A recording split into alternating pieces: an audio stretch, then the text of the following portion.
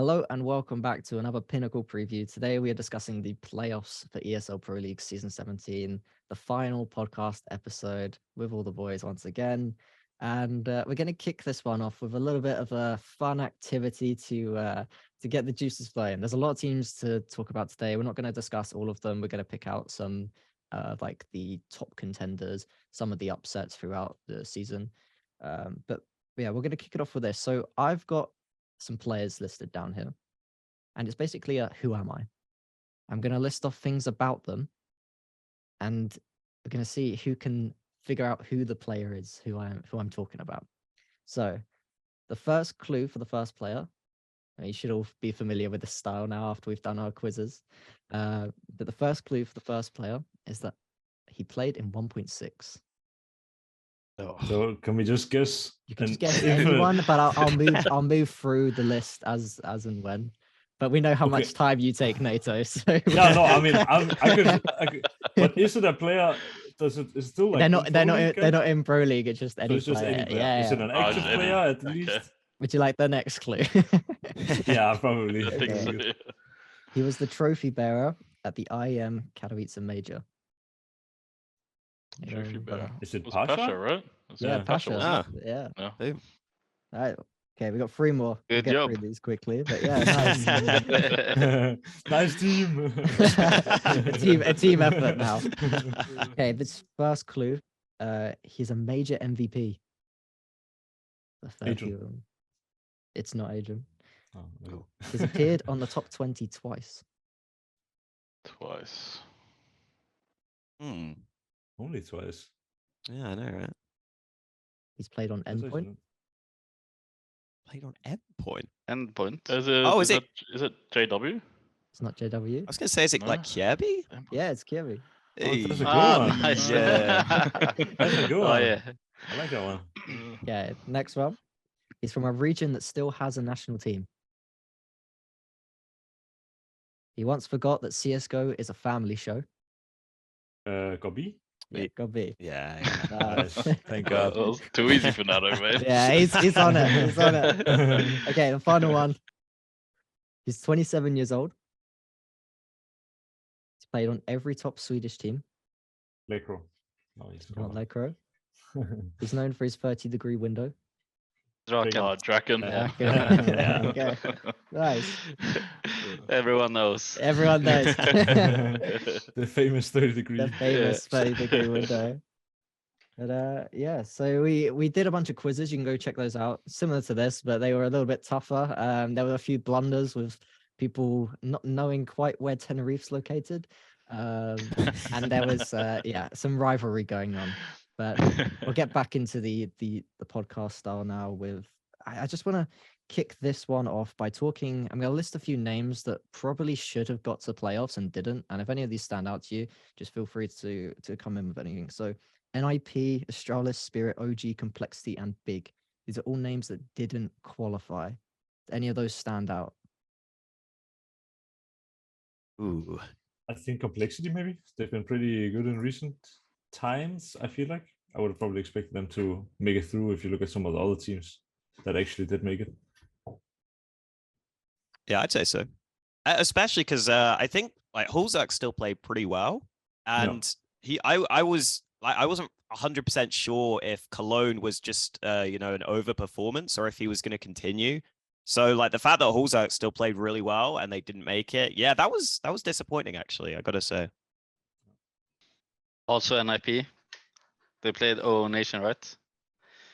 And Yeah. Greyhound. I mean, even though they don't perform, maybe they should still make it to the playoffs. Yeah.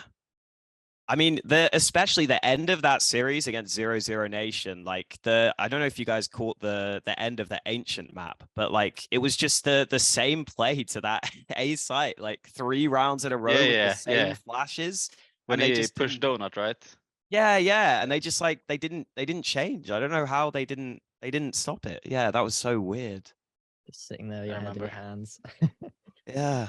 Yeah, there was there's been a lot of upsets at this tournament. I think Rare Atom surprised a lot of people. IHC have kind of taken the spotlight in that region, but I mean Rare Atom came in and took down Liquid straight away. And do you think that they are better than IHC? Do you think that they are the top Asian team? For me, no, I don't think so. I think IHC is a lot better. I think like Radom showed some good things, but I think that their win against Liquid, I guess it might have been a little bit tarnished when they rematched Liquid again, and Liquid just sort of knocked them out of the park, to be honest. So I think that was more so Liquid feeling pretty weak to begin with. So I still think IHC is the best, yeah, in the Asian region. Yeah, I agree. Do you think that Ents were quite fortunate that Liquid lost that opening series? Do you think maybe Ents could have gone lower bracket if Liquid had not done what they did in that series? Yeah. I mean, yeah, for sure, right? Like, I mean, fuck, Liquid looked pretty atrocious to begin with, right? And Dikinda came out was just saying we just fucking wasted all our time, pretty much. So, I think, yeah, for sure. I think if Liquid were in the form that they showed yesterday and like the days previous, besides the first, like I think they probably would have beaten Ents. So, yeah, for sure. In my opinion, anyway. It's quite wild to see a Liquid versus Astralis matchup in 2023. I was questioning what year it was when that popped up. So, but Astralis also didn't make it. Do you think? I mean, we spoke about Astralis a lot, and I think I saw a graphic of like all the events did not qualify, like did not make playoffs, didn't qualify to event. Is it time now for them to look at the leadership in the team? I would say no, to be honest. Like they lost to Liquid, right? Yesterday. But Yep. Liquid they played really well, so they're a good team, and I think Astralis they played well anyways. But I think I read some stuff about Glay, right? But I still think he's a good leader. I would question some of the other players perhaps. Did any of you catch the match against ATK, or at least the last map? Oh, No. Was that the OT game on Inferno and they were down like Yeah, 11-2 I or think they were something? down. Yeah, 11-2. I think they Yeah. were down Yeah, 10-1 bro. as well. Ah, Like, yeah. Yeah. it was awful. And you know, watching that, like, I don't know. I mean, I mentioned last podcast that I just played these ATK guys in practice like a few days ago, and I didn't feel like they were, I don't know, that special. Like, fair play to them, they played pretty well from what I watched. And I mean, Astralis did come back in the end and win it, but like we're talking about, yeah, they lost to Liquid and stuff, but like you got to realize it's very possible they wouldn't have even made it to Liquid if they didn't make that insane comeback, right? So like, I don't know. I think it's worth criticizing Astralis, and it's like I don't know, interesting to me also to see Hunden, who's sitting like obviously outside, and they keep putting the camera on him, and then when they're making this comeback and stuff, it's just like, I don't know, it just looks so difficult. I would say though, like for anyone who watched the games, like this particular game, Astralis had some really solid CT retakes on Inferno. I don't know if you caught the end of it, Dennis, but like they had so many. They had like I think at 15-14 or something like this, they had a 3 Yeah, or yeah, I remember. 5 Yeah. Yeah. retake on the B bomb side on Inferno. Like that never happens. And like Yeah. you can always say, okay, ACK then threw it away, but actually I think like the utility usage and the pacing and everything was just superb. And doing that with the backs against the wall is crazy. But yeah, I don't know. There's something not working in that team, and it's like, I don't know. There's something missing. I also don't think we can necessarily blame Glaive, but I think there's something with the roles in that team that doesn't work, and we covered That's it what I kind of think last too, time. So Yeah. Yeah. Exactly. Weird roles. But as you said, I remember the match now. I watched it. The retakes were on point. Like they did some slow retakes, and then they did some fast retakes. Like in the middle of the plant, I think it was Sip went through the smoke and just killed 2 or something. It was really good. Yeah. But I never thought they would take the last round. No way. And then No. just bam. And you know, it was quite funny because the situation happened because ATK they play 2 defensive. They're 5-on-3, right? I think it was, and they have no balls. They just hide. It can be good, They're but playing not to lose. Yeah, assume that CT has some utilities. They molo triple, bam, 1 guy dead, and I mean just peek. Someone peek and win the round. 1 guy. Yeah. I mean, the whole event so far has been, you know, fueled by impressive comebacks. I think at Katowice you saw Vitality had the comeback against them from Liquid, and it seems they learned something from that. You know, they were down 14-1 on Anubis against FaZe and managed to win in OT. Do you think that that's something to do with what Jax has managed to bring in, like that positive attitude? Do you think they would have been able to have done that with dupreeh? Ooh. Tough one. Yeah, that's a tough one. dupreeh is also a pretty funny, positive guy, right? So, but I think it's just like, I don't know. I said it on the last podcast already that I had the feeling Vitality was going to be unlocked with Jax, and that ZywOo in particular was going to like have a insane event. And I think both those things happened, and it's just like, yeah, playing without the pressure. You know, for a team like Na'Vi or FaZe or something that have kind of been in their like eras and stuff like this, I feel like in those times, like confidence doesn't matter because they are winning so much that they will always be confident. Like they could even have a stand and they'll probably win anyway. Like we've seen Kerrigan do it multiple times, right? With various stand-ins like JKS, Katowice, and so on.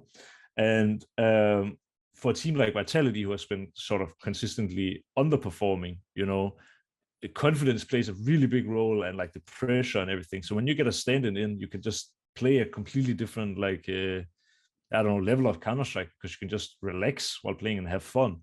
And yeah, I think it's maybe not so like obvious as minus dupreeh plus Jax, but more so that it's possible that if it would have been Jax who was a player on the squad and dupreeh coming in stand-in, we would have seen the same. But I think it was definitely the idea of having a stand-in that pushed them to do that comeback. For sure. They're yet to drop a map, Vitality, and they won all of their series across 2-0. Do you think now that dupreeh is coming back in, they're going to have that same flair? Like now they have, now they have the pressure. You have your active lineup in. You have the pressure now. Do you think that's going to affect them? dupreeh's coming straight back in. And I mean, I'm looking at the bracket. It should be against G2 if G2 make it through that side of the bracket. That's tough, man. I don't know. That's a good game. I agree with you, Hawka. I was thinking the same thing. Like, I think you kind of want a bad result in the groups so that dupreeh can come in and they can like ease into it. If the bracket was switched and like Vitality had to fight their way to like fight against G2, there might be a chance. But now I think like it's so much more pressure. The same way we saw it with Rain coming in after JKS at the Katowice, like the next events, Rain was not performing well, and like I don't know. I think there's like really added pressure. For sure. I mean, it'd be a rematch of last year's quarterfinals, semifinal, G2 versus Vitality if it happens. And I think a lot of people, you could have looked at that matchup at season 16 and thought, well, whoever wins this is going to win the event. And Vitality went on to win the event. And a reason for that was ZywOo's performance. And I mean, the air quality must be good in Malta because he's got a 1.1 HLTV rating. It's ridiculous. That's absurd. And the other thing I when I was looking through ratings, I think Jax had the same rating as Monazy currently, just going off, no pressure, which again is kind of wild to see. So do you think ZywOo can keep this up throughout the rest of the event here? Yeah. He seems unbothered by stuff, so he's just in there playing. It's insane. Nothing affects him, mate. Like literally nothing affects him. He's just born to play Counter-Strike, bro. Like I think for them leading into it, they'll still play pretty decent in my opinion. I think ZywOo having like that, it's also like good for their confidence, right? To come from that and heading into the playoffs now and seeing like I'm sure it helps everyone else's like mental. Watching that fucking man next to you just going absolutely fucking nuts, right? Hopping here, headshot deagles there. Like, I'm sure their confidence is up too. So yeah, imagine playing with ZywOo and he's gonna clutch everyone. You can just go die. You can do whatever you want. Fucking Apex just hands off the keyboard. Let's go. Yeah. Did you guys ever play with anyone like that? I played with him recently in like a tournament in Paris. Like with ZywOo, it was insane, man. The guy's unreal. Like, I remember this one particular round, just like the grand final of the tournament, and we're playing Inferno. Then he killed like I don't know a guy in Eps as CT or something like this. Then he killed another guy, and then towards the end of the round, he's playing behind like a double stack on site, and he scopes up and looks like short, but the guy is already out. And then he just hits like an unreal flick when the guy is not even on his screen, you know? And then after that, he kills like the fourth guy and then kills the fifth, and then he gets an ace. And then it's like, what? Monsieur, how did you even see this guy? Then he said, yeah, I didn't. And then I said, okay, so how did you shoot him? Then he said, no, I heard him over here somewhere. And then I was like, okay. So he just like heard like a faint footstep and he just fucking flicked off his screen and killed the guy and got an ace. I'm imagining it's like that interview Freya did with him where you ask him like, Zywoo, how did you just do that? And he's like, I don't know. Yeah. He must have his volume at like max to be able to hear all of that. I have no idea. This is just insane. That was when I knew like this guy is. Yeah. His ears I actually ringing. I watched his both of his POV demos against FaZe, and like the thing that struck me is like he's so the way I describe it is like fluid. Like he makes the decision like so quickly every time, and his movement is always like perfect to annoy his opponents. Like he'll just like throw a jiggle one way and then peek the other way, and it's just like it's actually just amazing to watch. Like his decision making and movement are crazy. I don't know if I've seen someone make decisions as quickly as him in like clutch scenarios. It was so cool to watch. Honestly, it's like he doesn't think at all. It's like it all just comes completely natural, right? Yeah. Crazy. And another player with the second highest rated player at the event is Shiro, another author, who has been outstanding across the last few years now. They managed to take down G2 2-0, and I believe that was the one that ended their win streak. Do you think that this C9 is looking? I mean, they're definitely looking better than at Katowice, but do you think they're looking good enough to be able to take the event? Do you think it's still too early with Buster? I mean, coming into that game against G2, I think we all just said that like G2 was probably going to smash them at the time, and then Cloud9 just completely turned it around from Katowice, right? So, and with Buster coming in now, they probably have like a bit of a honeymoon period, almost like too, having that new fifth. So I wouldn't be surprised if they can really push for it, right? Because they obviously have the talent. They got Shiro, Axel, and like it's just some crazy talent there. Just sometimes it's whether if they turn up on the day, I feel like sometimes. So I think it's always a chance for them for sure. I think Hobbit and his little fellowship have they're the three of the highest rated players at the event. You've got Shiro 1.49, Axel 1.35, and Hobbit on 1.29. So when we've been talking across the series of needing those three players to stand out, they've done that. Yeah. It is interesting though that I know that Nico did a podcast after the group, and because it was like the first group, it sounded like G2 were maybe a bit like not burnt out fully, but they were a bit like, we're not taking this like 100% as seriously. And now you get a few weeks off, so I'm kind of expecting G2 to come back and be refreshed almost. I think it's actually kind of nice for them to have that first group, because they probably had like a bit of time where they could just completely relax before getting back into the flow of things. I'm pretty sure they had like a week off too, and then they got back stuck into practice. Right. So they had a nice break for sure. Yeah. That sounds good. And then for Cloud9, it's like, I don't know, it's weirdly awkward where you just had a really good group and now you have to sit here for a few weeks. It must kind of suck, because like they must have been feeling like they were playing so well, and then just like, oh, okay, we have to just relax for a bit, I guess. Like I feel like that's not what you want to be feeling. I saw a question asked about like I think it was to Liquid, Legion Yakinda were on the couch, and they were asking them, would you prefer to start your journey in playoffs at round 1, or would you prefer to be in the quarterfinals? From your guys' experience, like where would you prefer to start, and why does that make a difference for certain teams?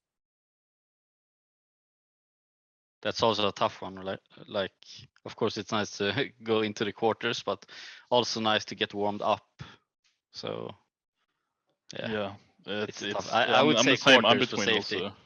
I'm in between also. Like sometimes, like in the past, it was like it felt really good if you went straight to the quarterfinal, right? And like you didn't have to worry about playing the previous round, but also like you see from experience also versing people that hadn't played in like 2-3 weeks, but you've actually been able to warm up and play the previous week or something, like you can really take advantage of that and being so much more warmer than the other team or something like that. So it's like, yeah, a bit of both, to be honest. I think it also depends on what you're like. If I mean, let me go look at the list, but like, let's say you are a Forza, right? You're probably not looking to win the event, right? I think they will be very happy that they start in the quarters, right?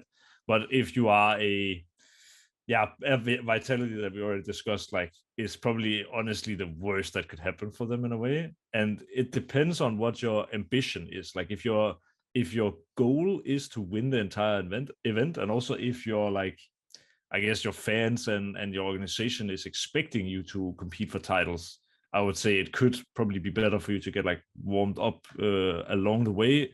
But if you're one of the smaller teams and you're maybe not expecting to get that far, starting in the quarters is amazing, because then you only need to win a couple. Like, you need a couple of fluke wins for you to actually hit the final potentially. It also seems like that there are some teams I feel like who have like a much bigger variance in the level they reach. Like Heroic, for example, I'm not worried about them starting in the quarterfinals because it seems like their fundamentals are so good that like I never see Heroic come into a tournament and do badly, really. I feel like they almost always beat the lower level teams. So like I feel like Heroic I'm not scared of at all. Yeah, it's weird. It seems like some teams need it more than others, and I guess it's hard to know why. Would it have been beneficial for Vitality, like to start at an earlier stage to kind of get Dupree back into the gist of things? Maybe. So. He's gonna come into the quarterfinal pumped though, right? He's gonna be super pumped. That could be good as well. And they're used to playing like quarters and stuff, so. So yeah, from what we've gathered, some teams like a bit of that preparation, but for some teams you could be just quite happy, taking that quarterfinal spot, and if that's where your journey ends, you're quite happy taking it. And just speaking of FaZe being probably that only team there who will take that quarterfinal placement and be quite happy, they managed to take down Na'Vi, and we spoke a lot about FaZe and should it have been Jerry. And well, I think it answered the question itself, really, didn't it? Maybe it is the IGL they need. So do you think that after seeing Jerry's performance here, that he is the top candidate if you could just slot anyone in? Yeah, why not? Yeah, really. I think so. And also, if you saw NPL's performance, it was horrendous, to say the least. Like, honestly, I didn't even watch the games. I just saw the stats. But like, judging from the stats, it was horrendous. Like, one of the maps, he had like 29 ADR. Like, that's shockingly low. Like, typically AWP players have lower ADR than rifles, but as a rifle, getting 29 ADR in a close map, that's really, really tough. Yeah. And yeah, he has to be the guy on the chopping block if they were to change. But yeah, I think we kind of also predicted it last time, that Forza was, at least I said it, that I thought they were going to beat Na'Vi and were going to do good things, because I think just Jerry, I don't honestly think they're gonna necessarily win that quarterfinal, but I think that guy, he can just do special things with very little talent, and I would love to see how he would handle being in like an actual top team.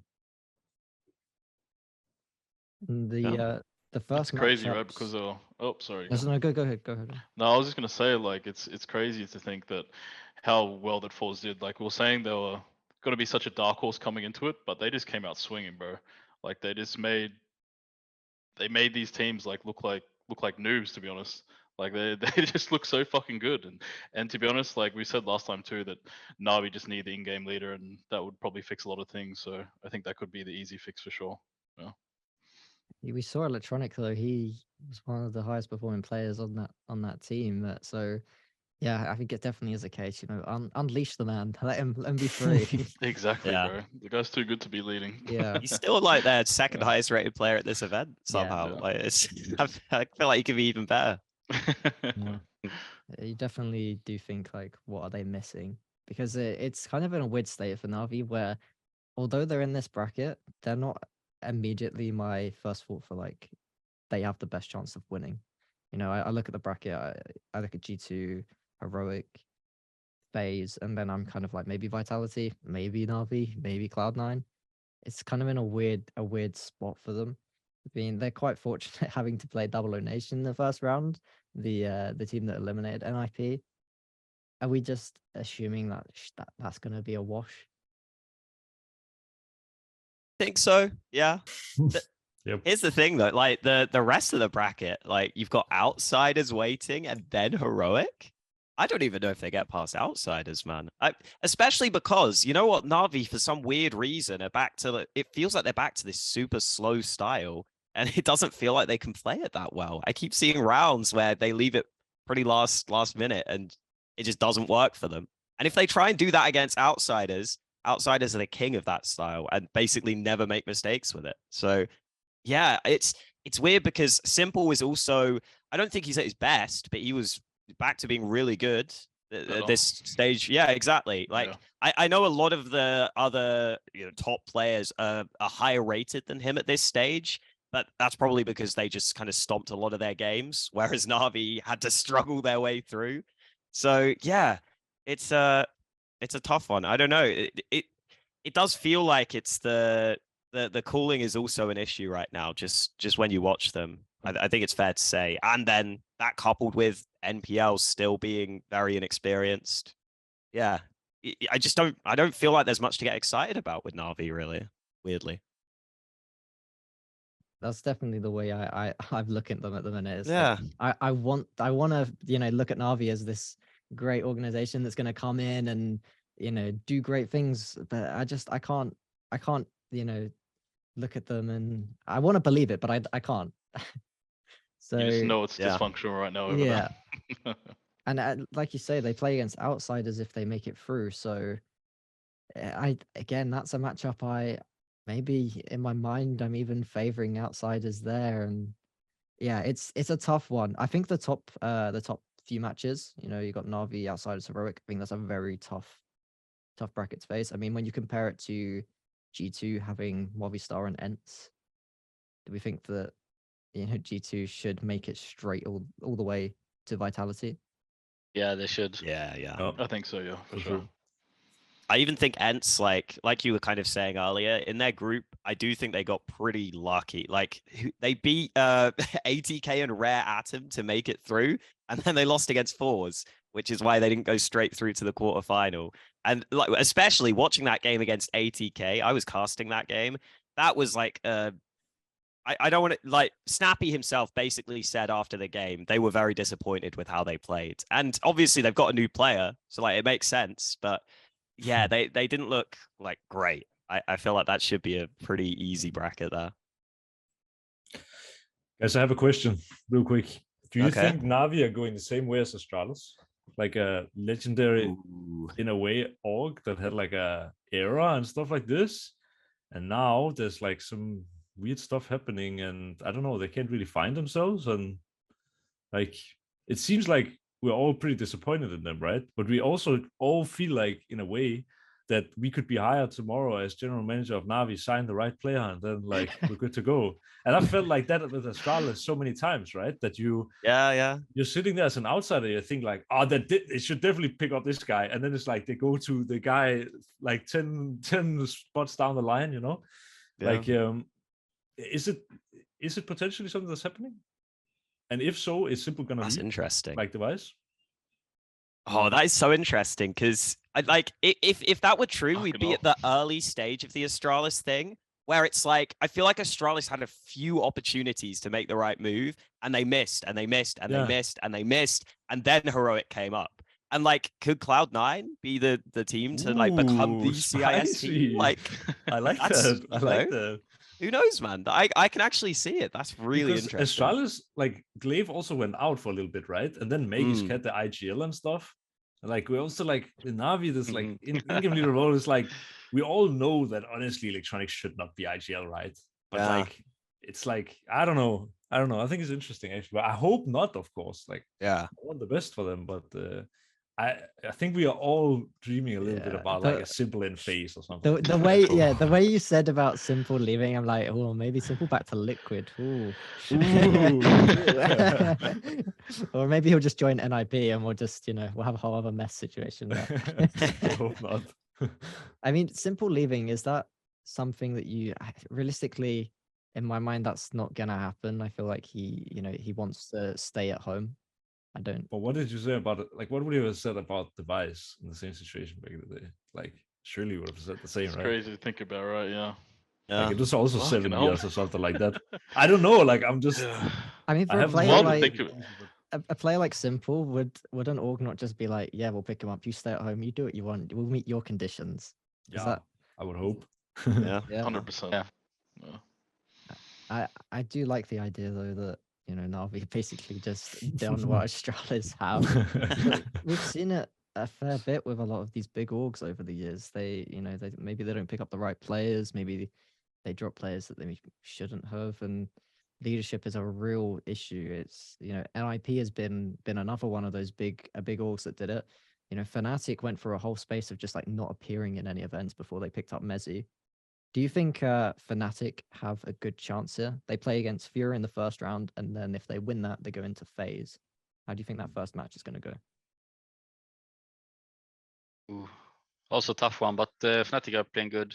I mean, FaZe could be. I mean, if they win against Furia, which I think they will do, FaZe could be tough, but still, FaZe could be shit as well sometimes. Sometimes but really they good. are like sometimes they are just really bad, but they are really good as well, of course. But yeah, they have a chance to go to the quarters, and then they play Force, perhaps free win, maybe. Depends on Force. Oh. We'll see. But I believe in Fnatic still. Yeah. I do. Seems like FaZe is the big defender in this part of the bracket. Whoever beats them probably gets into that nice little semi-final bracket. Yeah, but also FaZe is FaZe. I think FaZe is one of my favorites always in every tournament, basically. They're fun to watch. They have good players. Sometimes they're bad, right? But the next tournament or whatever, they're really good again. So yeah, I think FaZe could be tough, but CS is day to day. Your day form will get you a game or not. So yeah. FaZe are really interesting to me right now because, like, yeah, I watched them play. I still think they're really good, but like, you just look at the actual results, and it's like, who have they beat recently? Like, have they beat anyone really good? They beat like OG.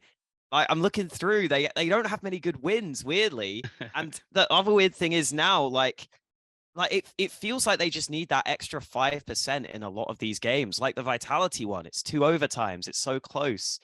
Yeah, it's again like I've just been in this same spot with FaZe for ages where I'm like, yeah, I think you're really good, but you're always not quite good enough to get the big wins for some reason. I don't know why, but they just can't seem to get the big wins. But I guess we could open up for the conversation of this like Grand Slam again, right? Like yeah, for sure. Because that could be why, like those 5%, they could lay in the fact that they're chasing that like ultimate victory in a way, and it's putting a lot of pressure on them. Whereas we're never Vitality had stop none. talking about it. We're never going to stop saying FaZe are just one win away. I don't want to be that guy, but I feel like we are going to be in that situation.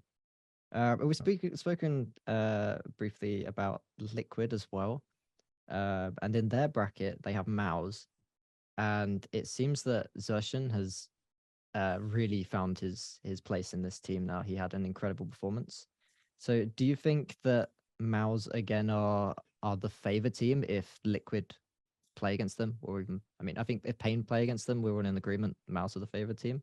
But if Liquid make it through, how do you think that matchup could go? Liquid for sure. Ooh. Yeah, no, I think Liquid are looking good mostly, but like against MOUZ, I don't know. I mean, it's still CS is still so random sometimes. So, but I think Liquid. I believe in Liquid this tournament. Definitely, it could when they come to face Cloud9. That's when they could like get eliminated. But before that, I don't see it really. think Cloud9 and Liquid played in last year's event, and in their last two meetings, I think Liquid won both 2-0, and then the last event they beat Cloud9 as well, which got them into that final. So I mean, we could see a semi-final matchup that is a rematch of last year's final with Liquid and Vitality, and last year's match was very close. But it's also going to be a best of 5 again in the final this year. What are your guys' thoughts on best of 5s? I know there's a whole. Some people think they're too long. Some people just don't like them. Some people do enjoy them. Is it just another case of like, if it's a good best of 5, we like them? I think so, right? It's like obviously it can be pretty draining for the players, but when you get a best of 5, like we got it, was it Cologne last year with FaZe and Na'Vi? Yeah. Like getting a final like that is fucking crazy, and you love to watch Counter-Strike like that. But then if it's like a best of 5 and it's like a washout like 3-0 or something, then it's obviously not as entertaining to watch. So for me, if it's always entertaining as a spectator for me to watch a BO5.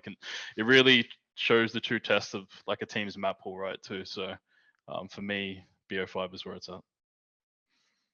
Yeah, I think BO5s are fun as well, but like I feel a little bit like you don't really bother watching the first 2 maps. Like it's kind of sad because it helps build the story for the best of 5. The same way like Cologne of last year with this Na'Vi FaZe final was absolutely unreal. I think the best match I've ever watched, and it was because it was the best of 5.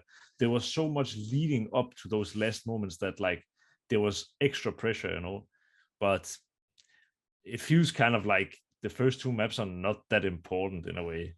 I think it's probably never ever going to happen, but something that would be really cool. Like I think the logistics of it is impossible, but like in basketball, for example, for the like finals games, they do it that they go to one team city and then play like one match, and then they go to the others, and then it's like a best of 7 like that, but you play like different matches.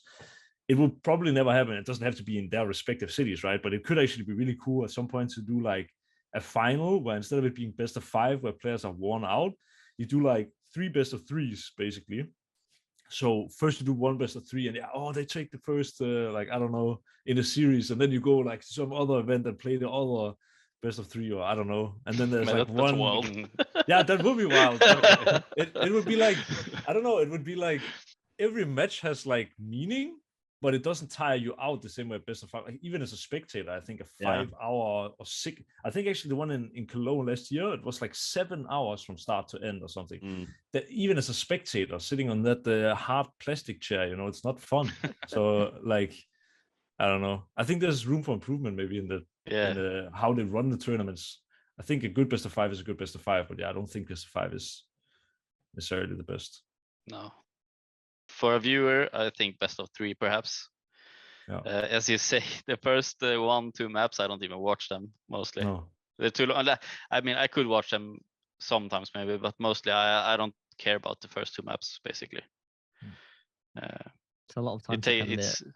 Yeah, exactly. Like, let's sit here for 7 hours and watch this. Yeah. No, that's not gonna happen for one game.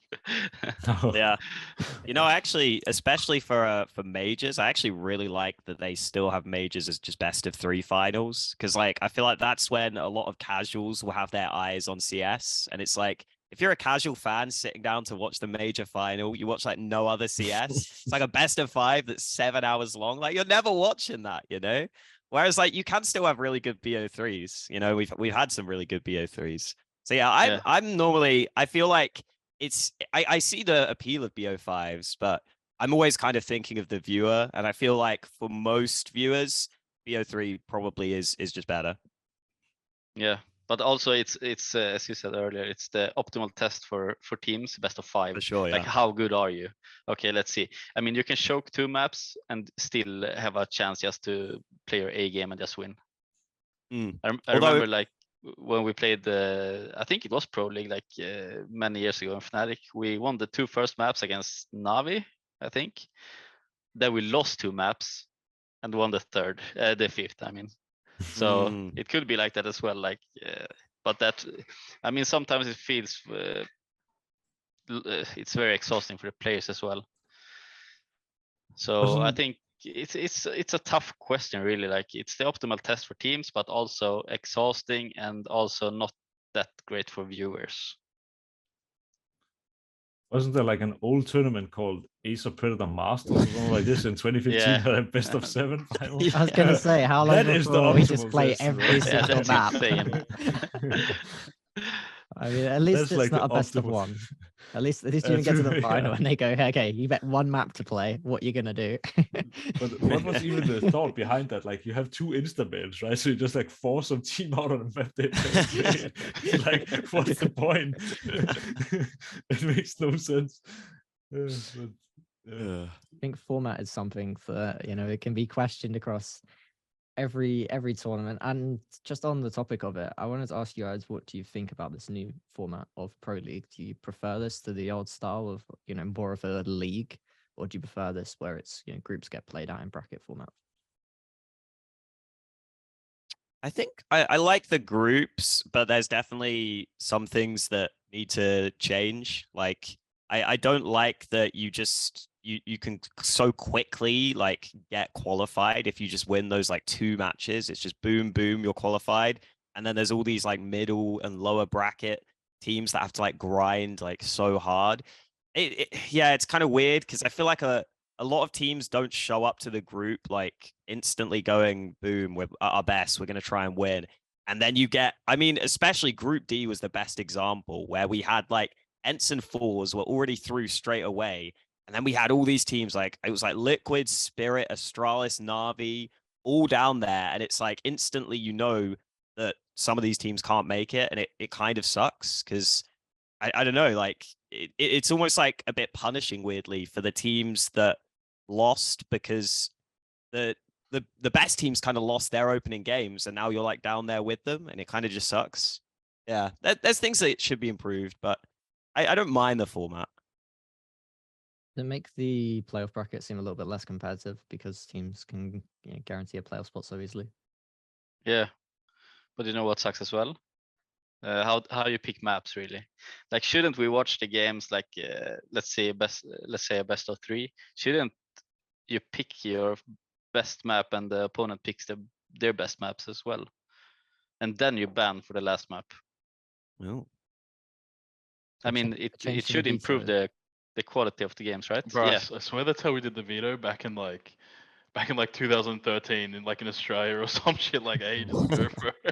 Yeah, but like, yeah, imagine like if Yeah. you have FaZe Na'Vi in a final, they pick their best maps, pick, and then you ban for the last map. I mean, it should really improve the quality of the games. This old style, like ban, pick, ban, whatever. I think it would be nicer with a pick instantly. Do you think we get more best of 3s doing that, like for, you know, 3 maps rather than just 2 O's? Yeah, I think so. Like, there's a bigger chance to get good games, like the quality of the games. You get to really prepare for the games like correctly. Like, okay, I'm gonna prepare for this map. We're gonna crush them on this map, and they don't have a chance to ban it really. I think that would be nice to see, as CS is right now. You guys have proposed a lot of cool ideas that I'm going to write down for if Pinnacle Cup ever does another LAN event. So I'll take those and we'll roll with it. We'll be going to different cities for the finals. Yeah, nice. But, yeah, I think the playoff bracket is huge. There are so many teams here. I think it might be one of the biggest 16 teams in a playoff bracket.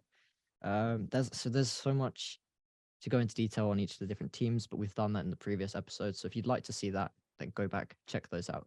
So I want to end this episode just by asking you, who is your favorite for this event? Out of the teams that we've got here, it's half of the original teams that started, so it's still a lot of people, but who is your favorite? Can start, and I will say FaZe. I'm gonna say Liquid as well. I'm gonna take 2 just because I like to watch them both play. For me, it's gonna be G2, just because it's probably just because Justin's over there for sure. I gotta be backing him, and like, I mean, they just won the last tournament, like big tournament in Katowice, so I'm gonna back them for sure and hope Juzzy gets the W. Yeah, I think the thing is, my head says G2. Expect like they've had time off, they've been able to recover and like get a bit of good prac in. They have this little nice bracket to warm themselves up. Like it looks good for them. I also think Heroic have a really good chance at this sort of tournament.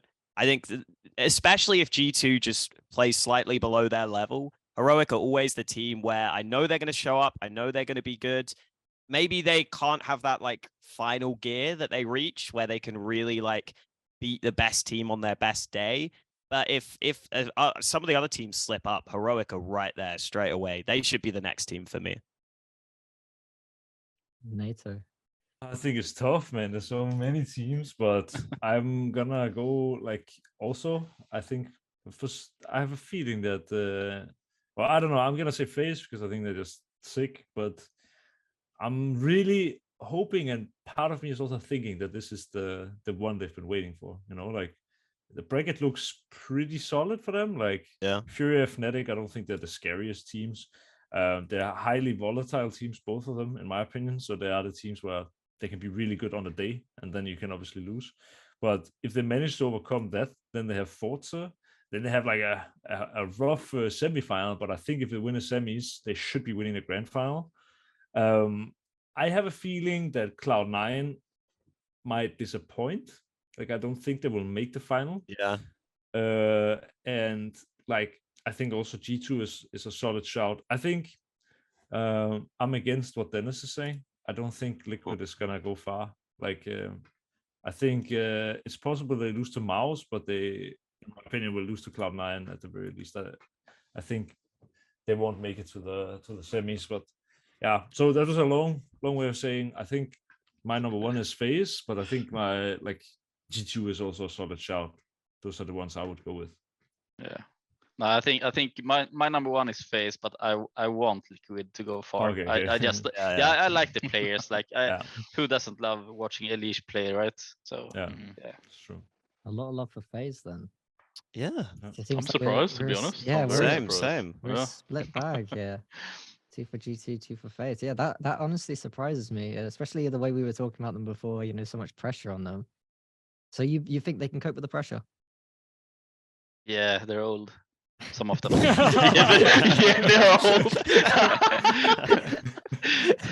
old. You old bastards finally. Bro, is that why Vitality they got Jacksaw? Yeah, exactly. But I mean, the older you get, the easier, right? And you have Carrigan. He knows what he's doing. He knows how to handle his players, and it feels like all the players in FaZe are kind of mature and they don't get affected by the pressure as much. Maybe, like sometimes maybe, but I don't know. Nah, not this time.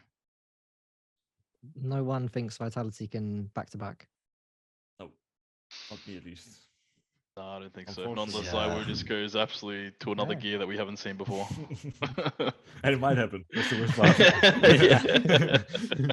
My friend's a big Vitality fan, so I'm going to clip this and send it to him, and it'll ruin his day. Thank you, guys. But yeah, this has been the final podcast around ESL Pro League. I hope you've enjoyed the content across these 4 or 5 weeks now. And I hope you guys have also enjoyed being a part of this. Thank you for being here and doing all of these and being a part of the silly quizzes.